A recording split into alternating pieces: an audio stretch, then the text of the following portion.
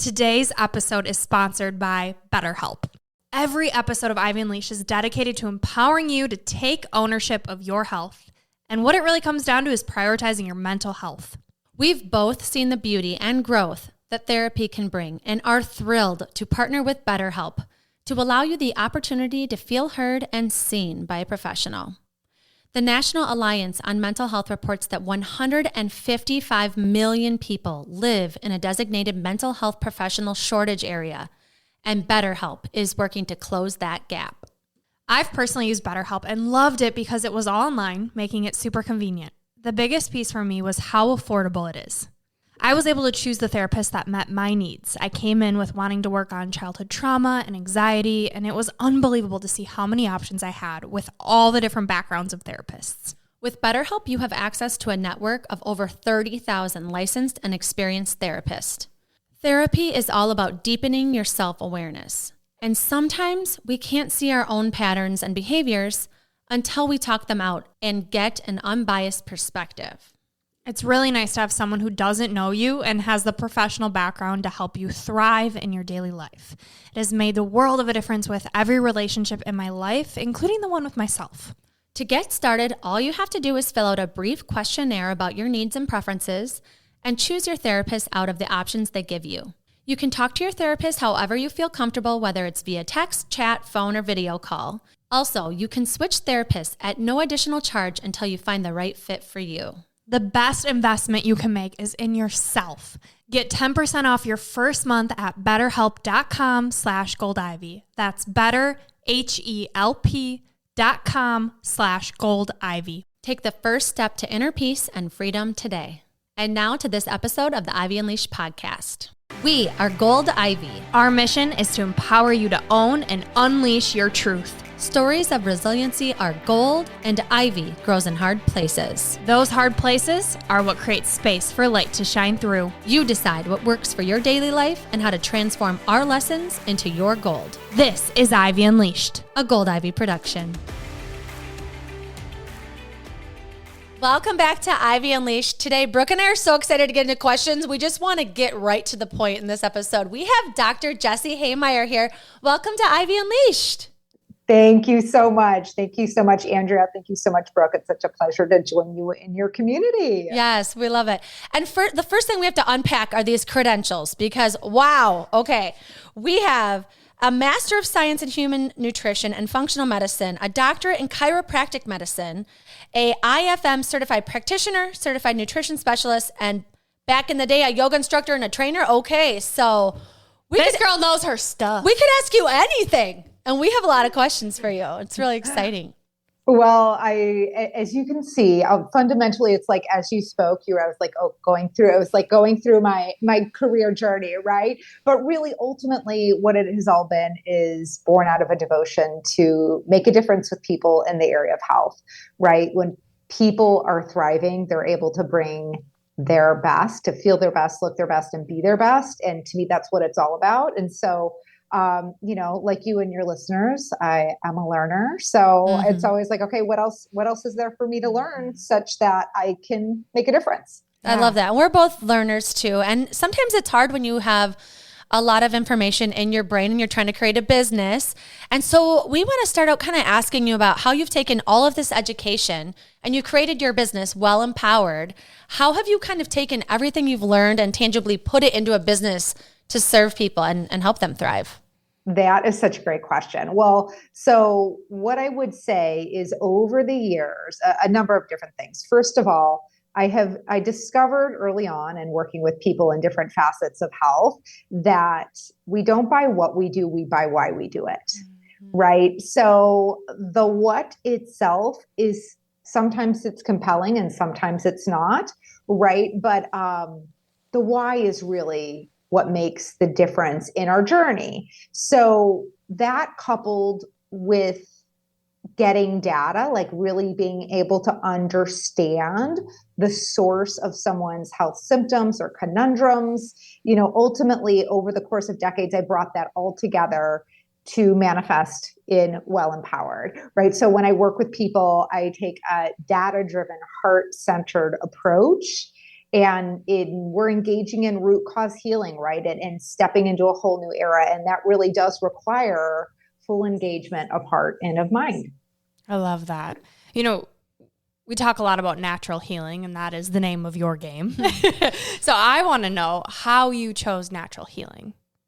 Yeah, I mean, so it's so funny. I have 3 brothers, only girl, and 2 of them are MDs. So clearly I'm not anti, right? But for me, I just really saw, first of all, the difference that natural healing made in my life. And I really like overall, just like a huge need for people to be able to address the root cause of their health symptoms or conundrums, because while traditional medicine absolutely has its place, it really struggles to adequately guide people in certain key areas. Chronic health conditions, whether it's around weight or around digestion or, skin struggles or hormones gone wackadoodle, right? Like if it's not a quote unquote disease state, there's not typically a whole lot of solutions inside of traditional medicine. And it's also not an approach that is working proactively, right? Looking at labs and saying, oh, if we take these numbers and extrapolate out 10 years, it's not going to look pretty. It's more just like, oh yeah, no, this is a little out of range, but you're okay, right? That's kind of the approach. So for me, it's really my love of the body. First of all, it's magical what it can do, and being able to come in there and understand what's at the source of symptoms or health conundrums, and then facilitate its natural healing abilities. That really just, to me, it's my job feels like magic on a day-to-day basis, even though I know the science behind it. It's still like, oh my gosh, this is amazing. Yeah, you're not giving people a Band-Aid, right? You're thinking of them long-term. You want them to thrive. And like, if you just prescribe something and you don't think long-term, they're going to be back in your office with the same things. And something that we've talked a lot about on this podcast, and that Brooke coaches people on, is gut health. And so something we haven't talked in depth about, though, is the microbiome. And with Western medicine, that's a big gap. Like when you go in your doctor's office, they're not talking to you about your gut health unless if you go to a functional practitioner or something like that. So we really want to talk about the microbiome, and we haven't really touched on this at a basic level. And so we would love for you just to kind of explain, what is the microbiome and how does it affect our metabolism and our health? Yeah, awesome question, Andrea. So your microbiome is made up of the bugs that live in you and on you. Right. So the bugs that live in you and on you, the majority of your microbiome is housed in your large intestines. A little fun fact, large intestines and colon, same thing, 2 different ways of saying it. So I always think these little fun facts are good to know, right? But the majority of your microbiome lives in your large intestines, and the majority of the bugs we're talking about are bacteria. However, your microbiome likely includes some viruses, and for some people, it could include some yeast, which are a type of fungus. It could include some parasites, right? So your microbiome collectively, these bugs that live in you and on you, the majority of which are in your large intestines. And why is it important to have a healthy microbiome? And also, what does that look like? How do we know if it is healthy? Let's talk about that. Yeah. So there are certain bacteria that have been shown to be beneficial, right? And by beneficial, I mean they play a role in our immune system.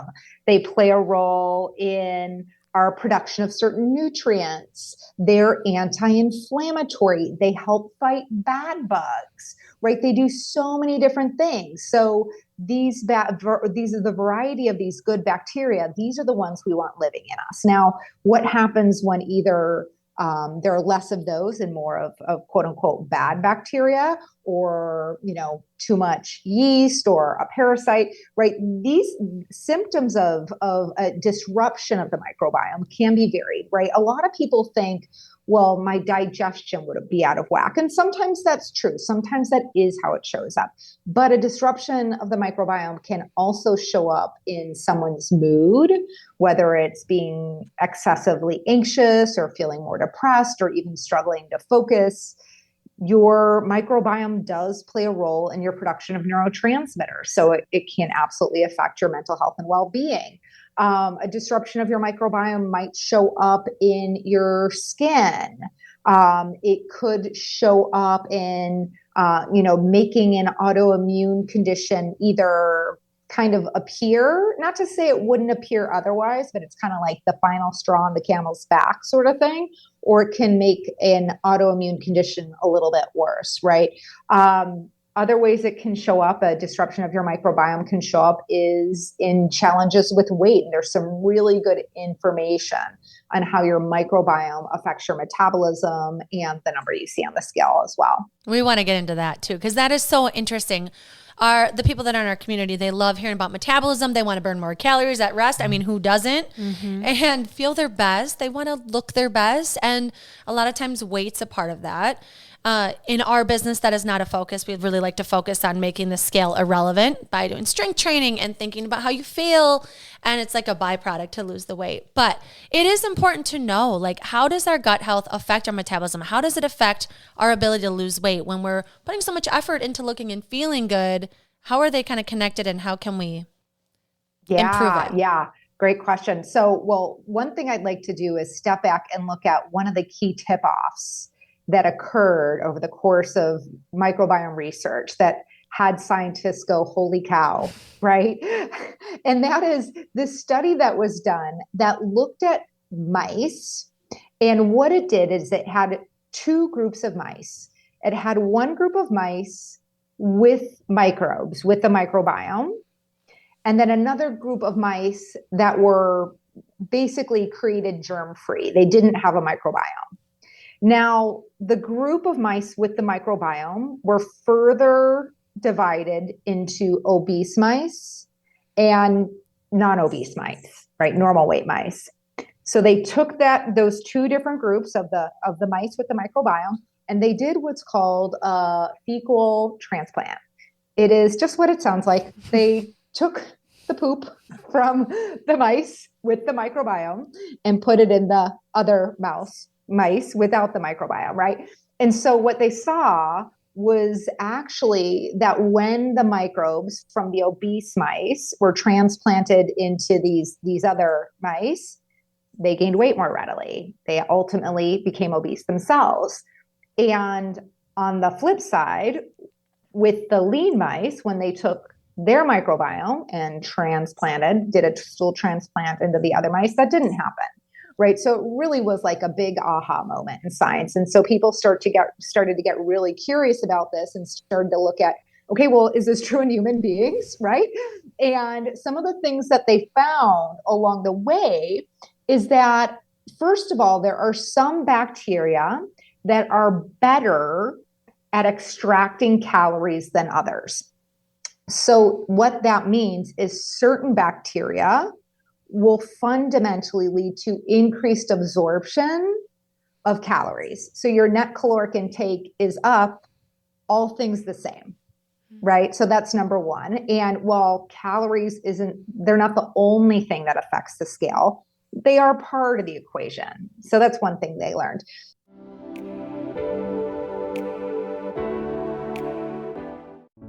Dre, tell the people as fast as you can why Move with Gold Ivy is the last mind-body fitness program they'll ever have to buy, and how women are finally getting the transformation they're looking for. I love a challenge. Let's go. Two big things. One, Move provides a fun atmosphere to work out in that actually gets you excited to show up and follow through with your goals. Not only is there an element of fun, but we've carefully curated a program that makes it as easy as possible for women to take care of themselves. And two, a Move membership addresses every aspect of your health, mind and body. Our Move members are getting the physical transformation they've been hoping for and feeling like they've finally found the group that motivates them on a daily basis. What did I miss? As a Move member, you receive a weekly workout plan, weekly live or Zoom workouts, an on-demand workout library, transformational quarterly reset challenges, monthly coaching calls, monthly masterminds with health experts, and a private group of motivated members for support and accountability. It's ready for you when you're ready to boost your metabolism, confidence, and feel your absolute best. Join Move or learn more by clicking the link in the show notes. clicking the link in our bio on Instagram, Facebook, or TikTok, or by messaging us on any social channel at Gold Ivy Health Co. It's your time. Move for your health, move for your confidence, move for your mental clarity, move with Gold Ivy.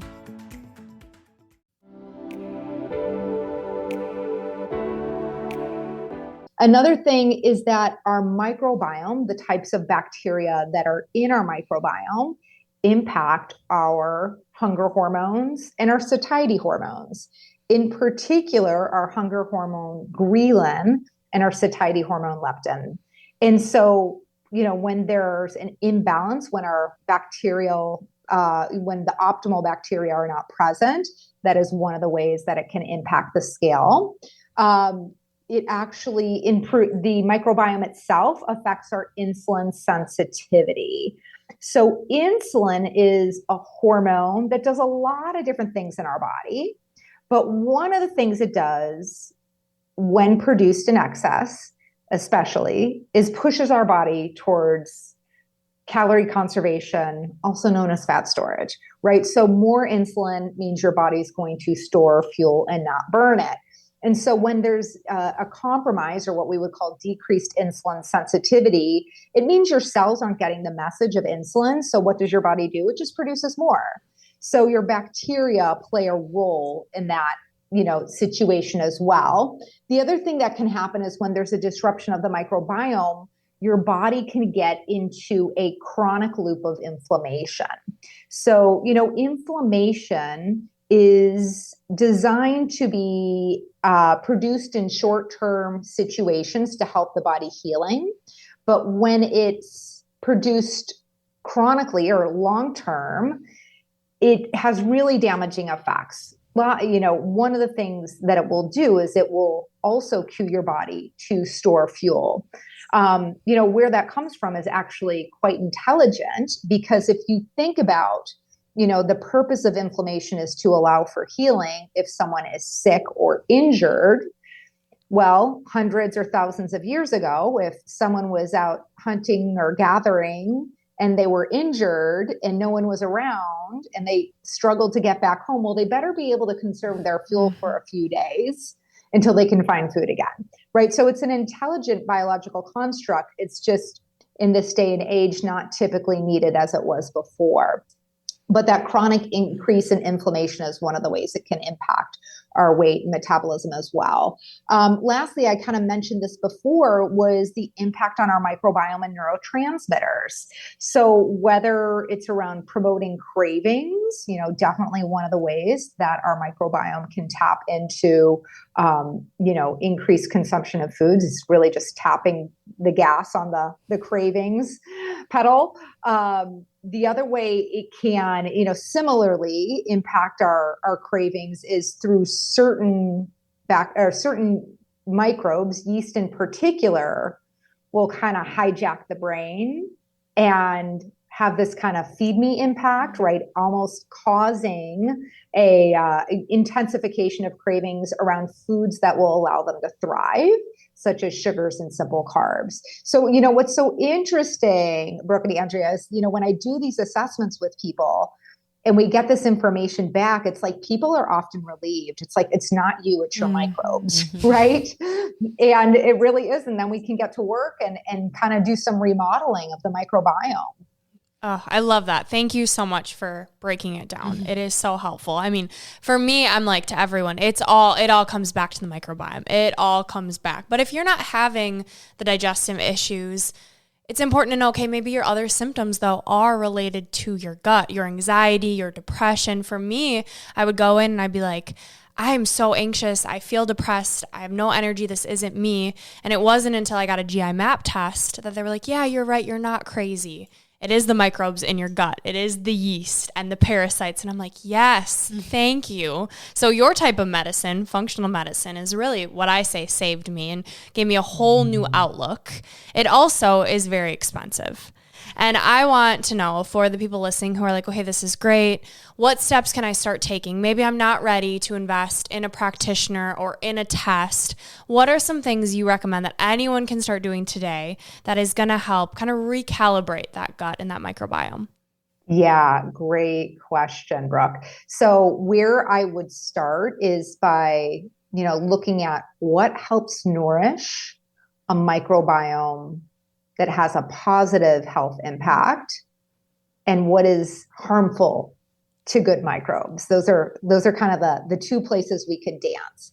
And for all of you listeners out there, I know Andrea, Brooke, and I are all in the same camp when we say we encourage you to start where you are, right? Like give up any notion of perfection or bust. Like that's just not reality, and it's a paradigm that doesn't serve anyone well. So this is to say, I'm going to give you some places where you might start. And my encouragement is just to pick one or two, right? Don't create a laundry list that is overwhelming and is just, just not really practical to begin with out of the gate, right? Just one foot in front of the other. That is how any of us get anywhere.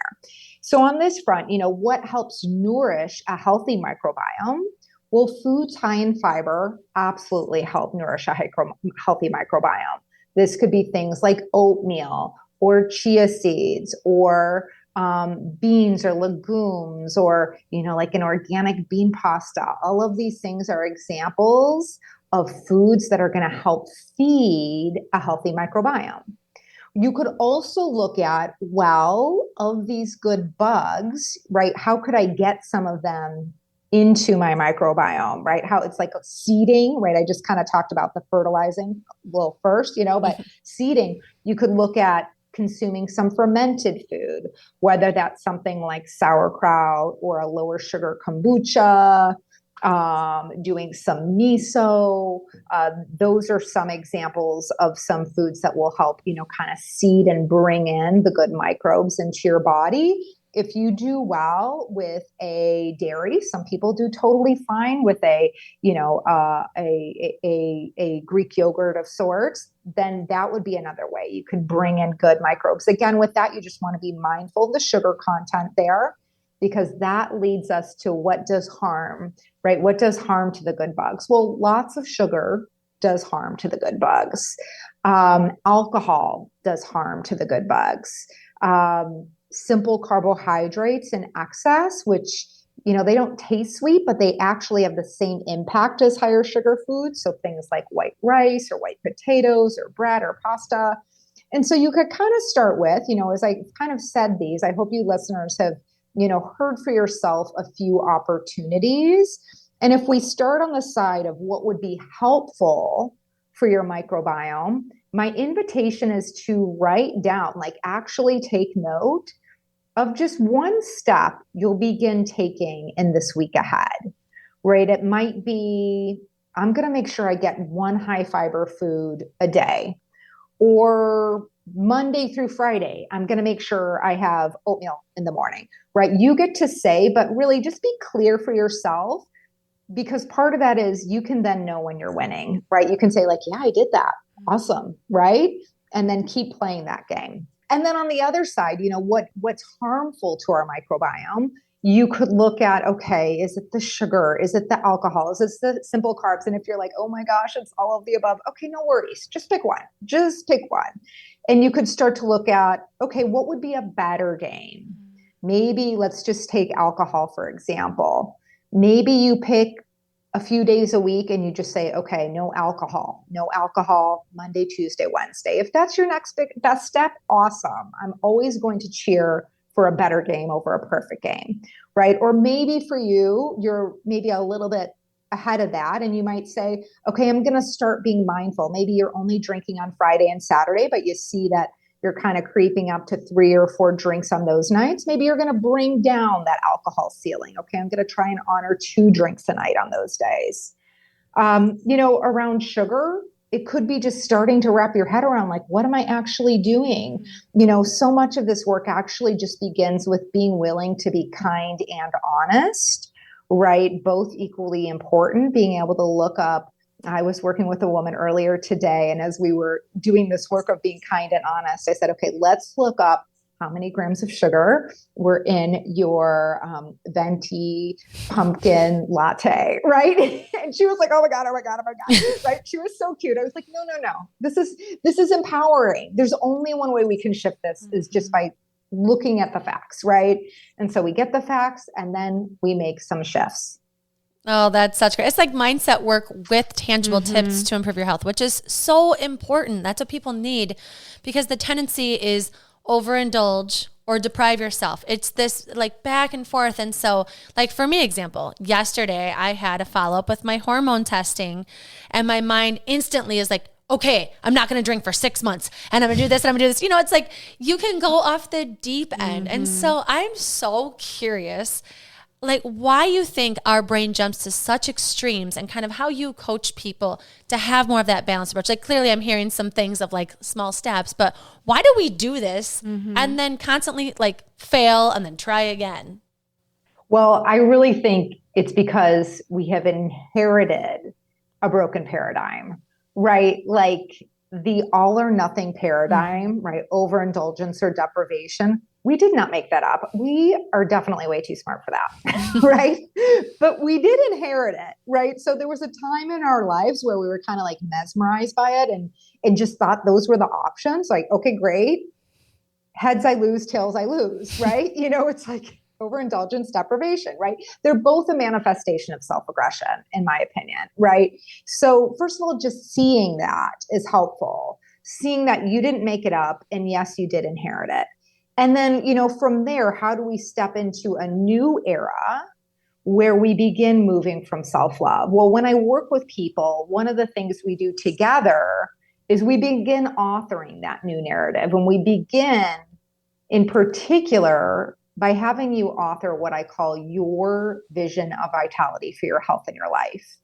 And that really digs into your intention, right? If you time travel to the 5-year future and you envision what it would be like to be you thriving, right? To feel your best, to look your best and be your best, you know, what would that be like?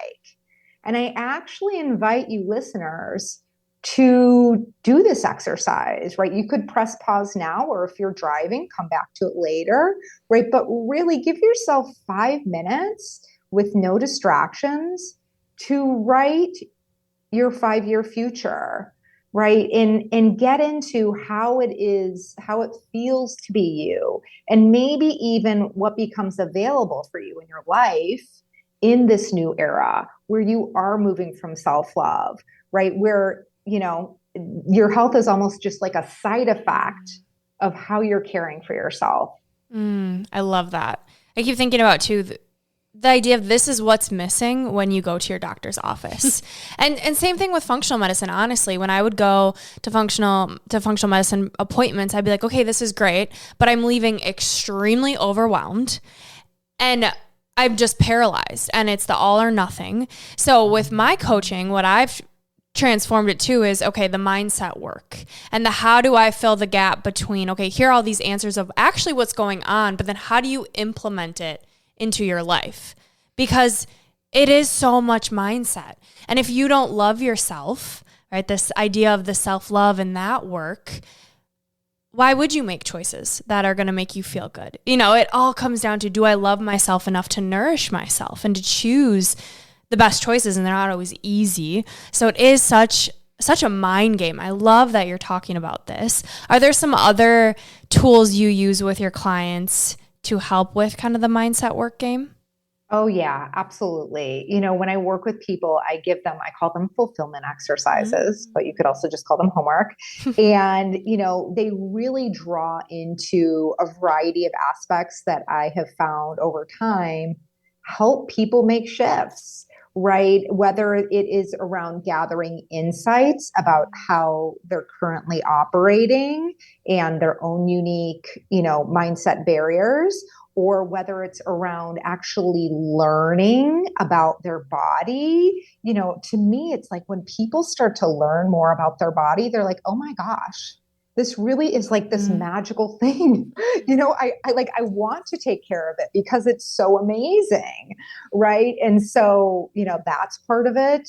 and, in guiding people and coming up with strategies, and also working with people in how they relate to failure, right? Like that word failure, it's like, oh gosh, it's so heavy and gross, like, oh, right? But we all fail, especially if we're up to something big.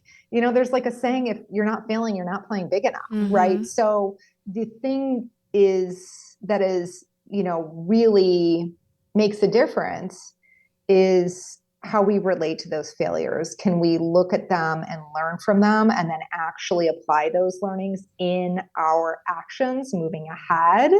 And so we do a lot of work like that, and work with that. And I think about it like crossing the monkey bars of change, right? So if you're crossing the monkey bars enough, you're going to fall off sometime. And the thing to do is to get yourself back on the monkey bars as soon as you can, and then also figure out why you fell off. Right? What can you learn from it? What can you do proactively to prevent from falling for the same reason? Right? Have a new reason to fall and then learn from that. I love that. It's so much about like the morality tied to what we're doing. Like it's good or it's bad. I cheated. I failed. It's creating a new language around behavior change, a new language around especially food. I feel like in our culture, it's especially people say like, I cheated. Saturdays I cheat. And it's like, how does that feel when you say you cheated? No, you didn't. You love pizza and it tasted great. And you don't have to feel bad about that. Maybe your stomach hurts, but like, that's okay. It's a choice you made and like, it's okay. And so I'm curious about that, like morality, especially with food and how you coach people on that. Oh my gosh, so perfect. We're like three peas in a pod. So I actually, early in our conversations, we talk about this collapse between morality and food, right? And there actually is no good or bad, and you didn't cheat, and there's nothing you shouldn't eat, right? Because when we're on this path of collapsing morality with how we're eating or not, or how we're sleeping or not, or moving or not, right? It is a fast track to shame.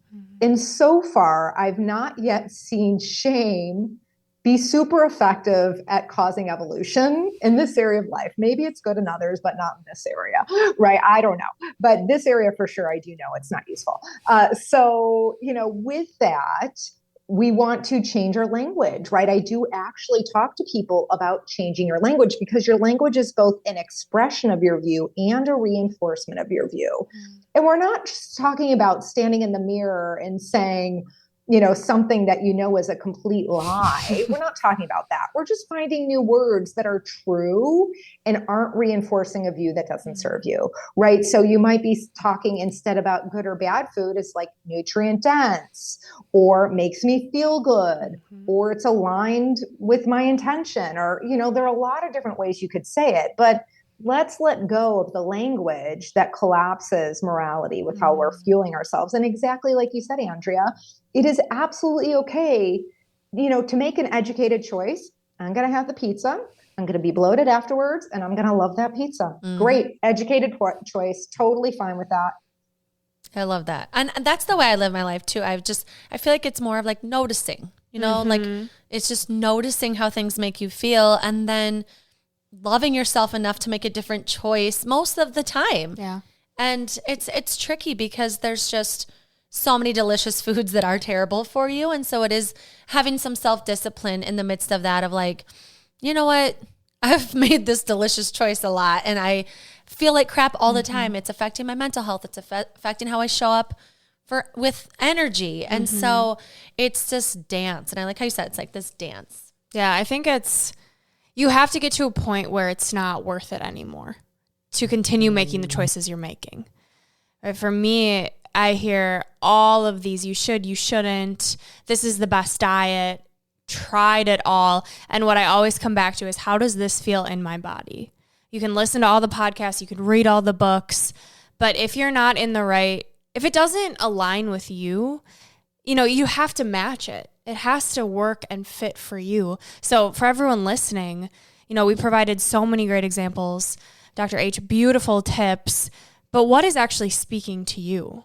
What do you want to experiment with? That's, again, kind of auditing the words you're using, is that it is all just one big experiment to find what's going to make you feel your best. And I believe when you view it from that lens, it's game over. because you'll never look at it different. There isn't shame. There isn't blame. It's just being curious with yourself and loving yourself enough to experiment.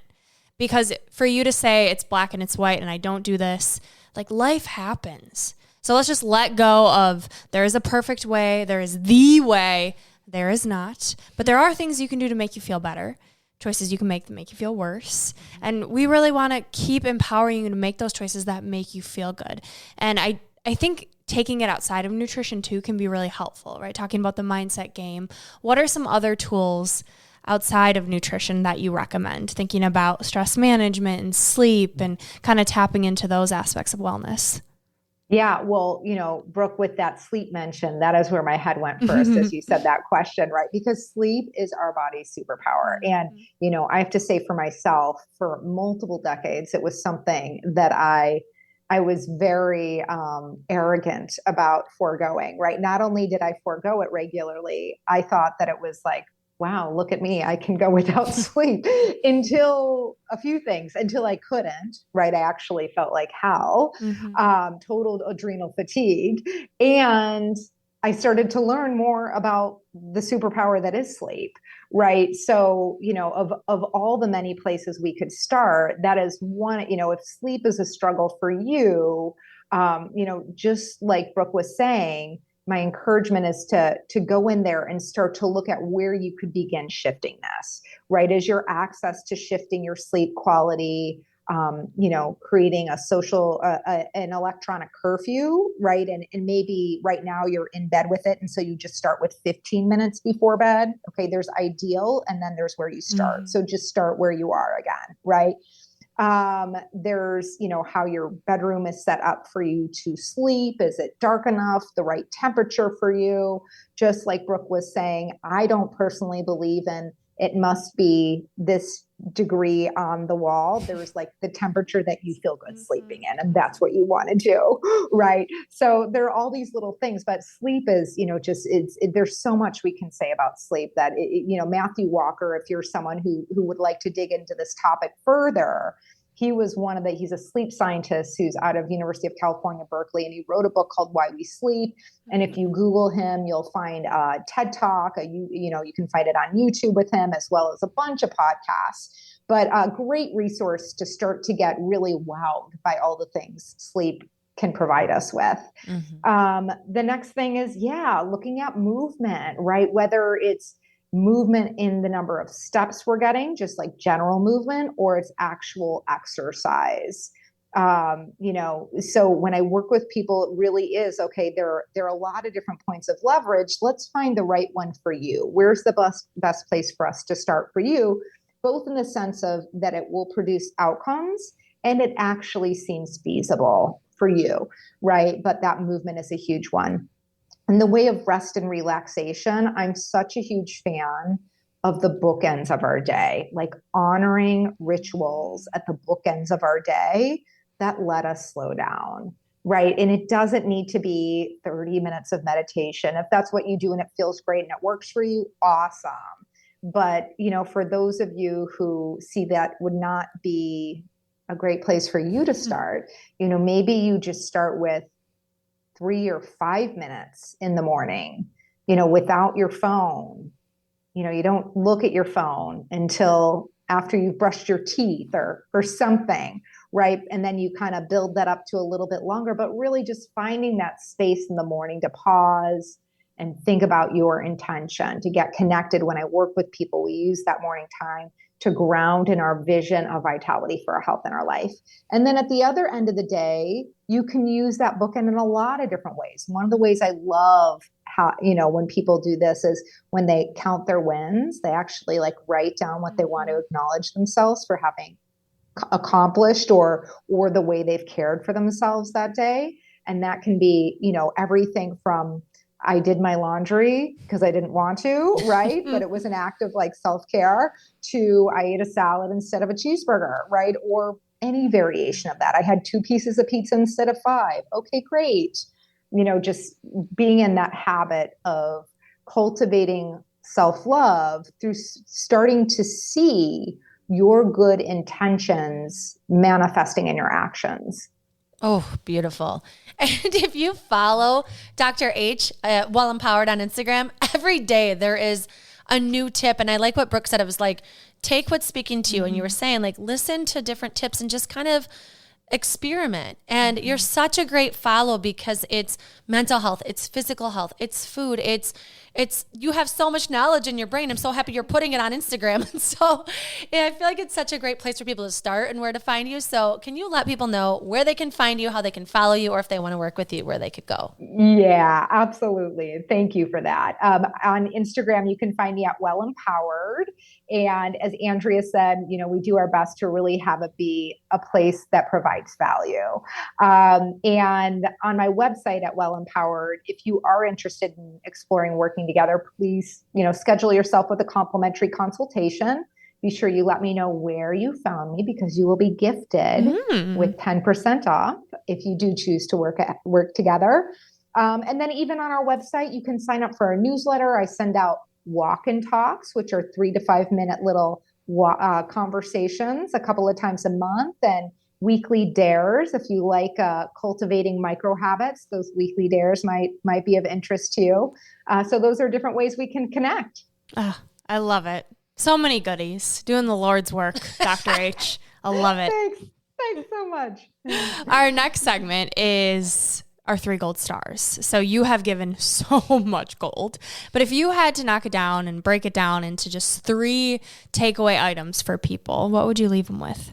Yeah. The first is write your intended future, right? Actually sit down and write down, ideally pen to paper, because our brain is powerfully impacted by pen to paper versus fingers to keyboard. But however you're going to do it is fine. Ideally pen to paper, write down the 5-year future you intend. Number 2 is start to look at where your personal points of leverage are for making shifts, whether it's around nutrition or around sleep or movement or slowing down the pace of your life as a whole. Wherever that is, get clear on which area, or maybe you pick 2, that you really see is going to make the biggest difference and is a great place for you to start. And then number 3 is to begin to walk throughout your days with the question, what is my best game right now? What is my best game right now? And this is a question you could bring to yourself around your movement, or you could bring it to yourself around alcohol consumption, or you could bring it to yourself around sweets and desserts, really anywhere. So just beginning to start the practice of playing your personal best game in the moment. Wow, those are great. I love it. All right, next is Unleashing Ivy. These are just questions that we're curious about, which I have mine if you want me to go first. Yeah. So my question has to do with the fact that I just got my hormones checked. I just got in so much information, so many tips, and just a little insight is that my estrogen's super high and progesterone's super high. And so I have steps, my next steps, and like what I'm going to do, some supplements, some lifestyle things. And I'm just curious about the mindset shift that you would kind of like help your clients with having patience during this process and observing yourself when you're going to see changes probably pretty slow. So how do you kind of coach people with like having patience with yourself and trying to find the good in the process of shifting all these habits? Yeah, well, first, it really does start with being clear on why this future outcome is important to you. What is, if you do the time traveling yourself, Andrea, and you look at just the other side of, shifting these hormones, you don't have to answer out loud, but you can kind of think for yourself, why is it compelling, right? These are just numbers on a page, but there's a reason you went to the effort to test your hormones, right? And spent the money, right? And so there's a reason you did that. And so there's some why that's there for you. So you just want to remember what that's for. And then, as I'm sure you can look in your rearview mirror and see evidence of little shifts over time adding up to like, wow, I feel like a whole new person than I did 5 years ago, 10 years ago, whatever it is. So just, having faith that this is this is that, right? You're just at the starting line of a different area, but you're going to move through it. You're going to make shifts. And over time, collectively, those even small shifts over time, there's synergy in them. And, keep in mind what that future experience is that you are moving towards. Oh, I like the word synergy. I think you should write down your wins every day. Like Dr. D said, Dr. H, what did I notice today? Mm-hmm. Yeah. Take inventory. And then in a month, we can record a podcast hearing all about what you know. Yes, I like it. Yes, I love that. Thank you for that. I love that answer. That's going to help me. That was amazing. Okay, my question has to do with another topic that I know everyone listening can relate to. So similar to hormones is energy. For me, energy has been a huge issue just over my healing journey. And right now, I am trying to wean off caffeine and really notice, like, where's the natural energy? When I think about my 5-year self, I have natural energy. I rely very heavily on caffeine, and I know it's not good for my gut. It's not good for my hormones, based on the evidence that for me, what's true for me. So when it comes to gaining that natural energy and kind of weaning off caffeine, what advice do you have? Okay, cool. Well, a few different things. One is high quality sleep, right? Sufficient high quality sleep for sure.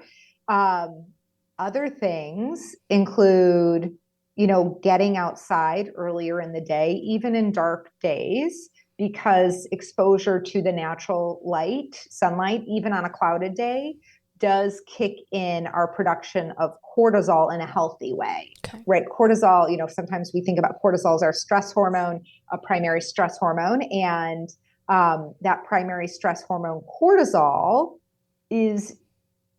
it's a Goldilocks thing, right? It's not good. It's not bad. We just want it in its sweet spot, right? So when we get outside and we get exposed to sunlight, it starts to bring down our melatonin and bring up our cortisol in a healthy way. So that's one thing.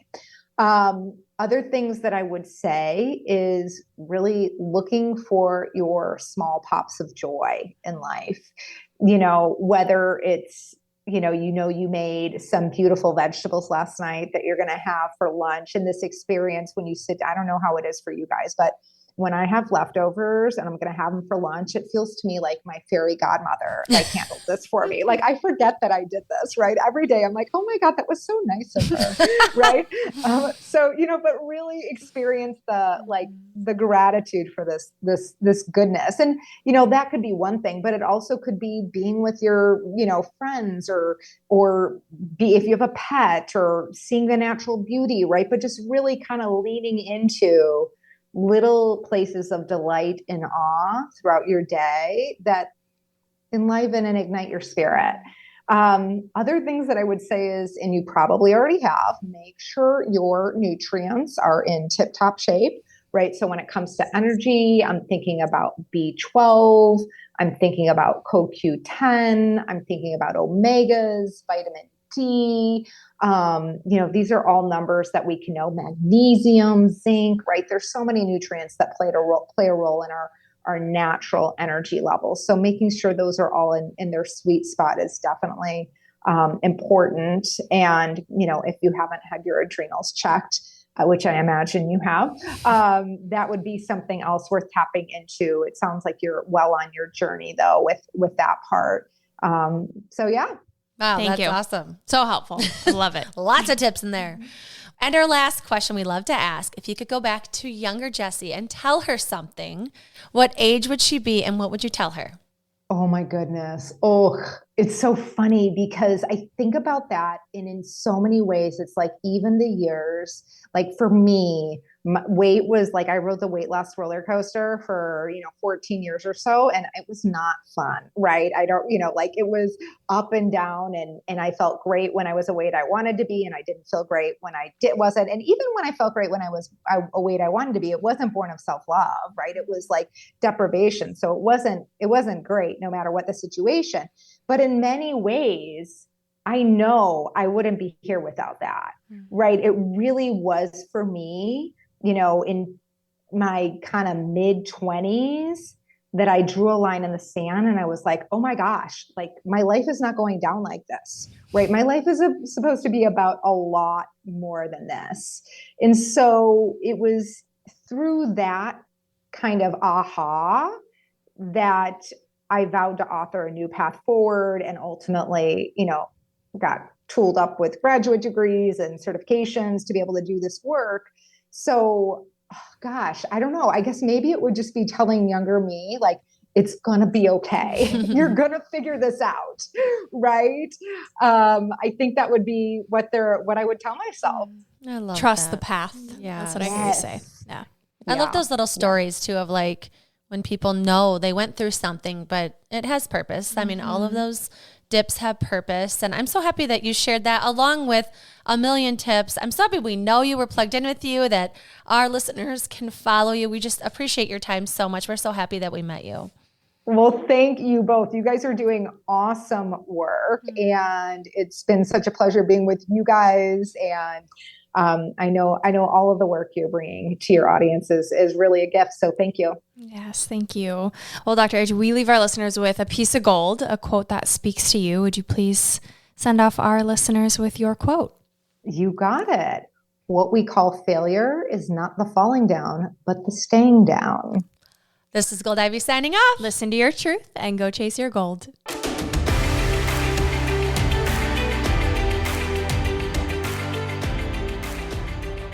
We want to thank you and encourage you to celebrate yourself for taking the time to learn and get inspired in your one beautiful life. And if this podcast means something to you, it would mean so much to us if you'd be willing to take 30 seconds to help support our mission to keep bringing you inspiring stories and guests. First, following the podcast is important because it helps you never miss an episode. To do this, just go to the Ivy Unleashed podcast show page on Apple Podcasts, Spotify, or wherever you listen to podcasts, and then just tap the plus sign in the upper right-hand corner or click on follow. While you're there, if you'd be so kind to give us a 5-star rating and review and share your favorite episode with a friend, we'd be so grateful for your support.